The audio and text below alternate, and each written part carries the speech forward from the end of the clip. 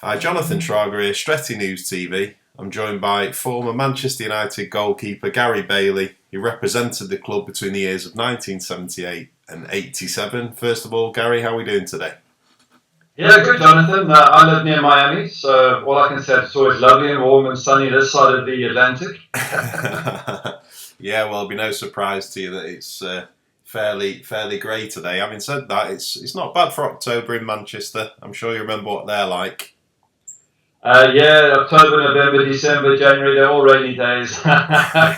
Nothing changed. But no, what is good for football. At the end of the day, we're not paid to go and lie on the beach. We're paid to play, and those sort of grey, wet days were great for sliding tackles and practicing and what have you. So, yeah, I remember them well. Good stuff. And also, you mentioned in the book that, like in the kind of culture that was ingrained at United at the time, that sometimes genuine talents would struggle to flourish. I wanted to ask if you kind of translate that onto players maybe that ply their trade at United nowadays, so the likes of a flair player like Memphis or a kind of deft player like Mata. Do you think they would have struggled with the kind of boisterous nature of the game both on and off the field at United in the 80s? I think they would have, and I think they would struggle just to play because we had one training pitch at the Cliff, and when we arrived back in August it had grass. By September it didn't, and that was it. So if you look at the players who played in that era, they weren't. You had your Ozzy Ardiles and those, but there were very few touch players. You couldn't. There was stick mud all the time. There was tackles flying in. There was elbows in faces. You couldn't be a sort of a touch player, a soft player. Anyone like that, because you're going to get taken out very quickly. And that whole sense of humor, they were nasty as well. English sense of humor is fun if you get it, but it can also be incredibly nasty.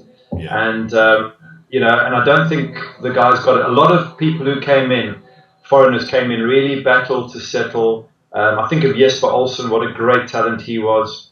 First 2 months of the season, out of this world. Come to November, didn't see Jesper. He couldn't get the ball through the mud. He didn't have the strength to put the crosses in on difficult days. And yet you take an Everton side who won the league in '85. They just had big, strong players, and but that Everton side of '85 was a great. But Andy Gray up front, Graham Shot, they just battered the crap out of you. Yeah. We got beat 5-0 there in '85. We beat them in the cup final. We got beat 5-0. They just battered us. They just balls in the box, hit the keeper. Yeah. See what drops, and eventually they get one, and then they just grind you down. They couldn't play like that today.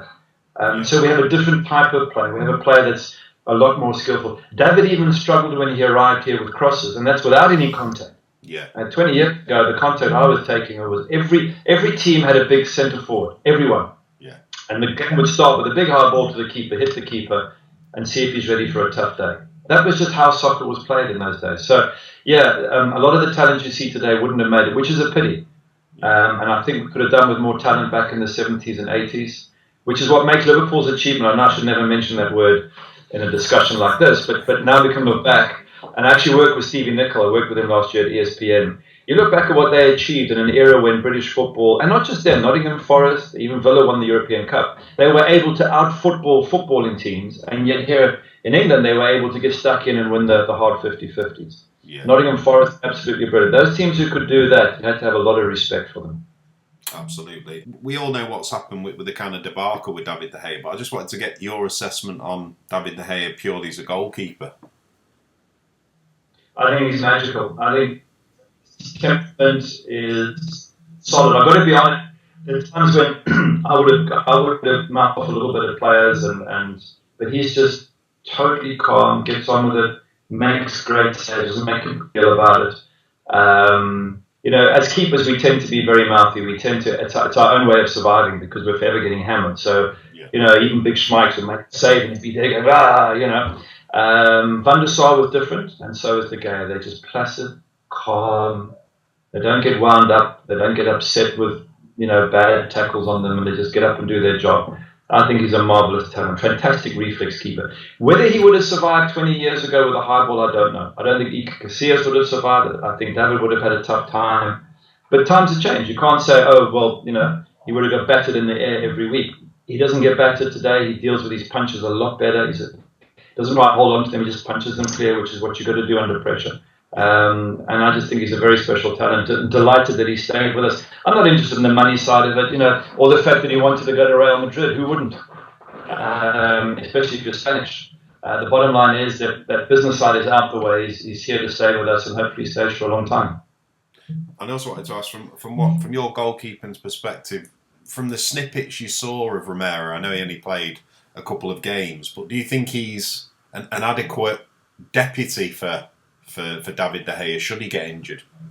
I think so. I mean, he plays for Argentina. They got to the World Cup final. That's a lot more than most most of us ever do. He can take pressure. I thought he was unlucky to be replaced by David. I must admit at the time, and I said on TV here, that he had the number one position. I think he conceded only 2 goals in 5 games.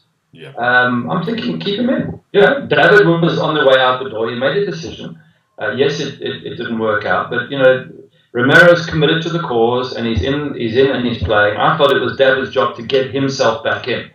I didn't find him going straight back in as the right decision. But then I think business probably plays a role. Maybe that part of the reason that he re-signs a contract was he gets back in the team. I'm not quite sure how it works today. All I know is in our day, if that was me and one of my reserves was playing, I wouldn't get back in. The way it was in those days, you had to play your way back in. Yeah. And that's why you hated to get injured. I played with broken fingers and all sorts of issues because I knew that if I stepped out and my number 2 stepped in and played well, I'd sit on the bench. Doesn't matter who you are. You sit on the bench until he makes a mistake, then you get back in. It's how you keep pressure on each other as goalkeepers. Yeah. So Romero, I don't think there's an issue at all. I think, you're talking about Argentina's number 1 goalkeeper. I don't think we should have any issues with that at all.